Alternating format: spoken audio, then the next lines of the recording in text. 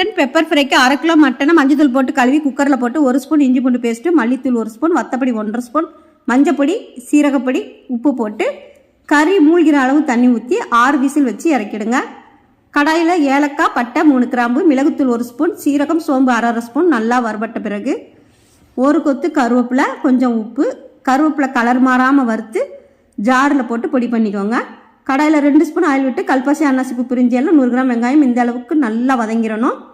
இப்போ மட்டனை ஊற்றிக்கோங்க. தண்ணி இல்லாமல் நல்லா ஃப்ரை ஆன பிறகு இன்னும் கூட கொஞ்சம் நல்லா ஃப்ரை ஆகட்டும். பொடி பண்ணின மிளகுத்தூள், மல்லி இலை போட்டு திரும்பவும் நல்லா ஃப்ரை பண்ணிக்கோங்க. இப்போ இறக்கிடுங்க. அவ்வளவே தான், நமக்கு மட்டன் பெப்பர் ஃப்ரை மணமாக சுவையாக ஹெல்த்தியாக ரெடி ஆயிடுச்சு. தயிர் சாதம், தண்ணி ஊற்றின பழைய சோறு இதுக்கெல்லாம் வேறு லெவலாக இருக்கும். மட்டன்னா எல்லாருக்கும் ரொம்ப ரொம்ப பிடிக்கும். இது மாதிரி செஞ்சு சாப்பிடுங்க. தேங்க்யூ.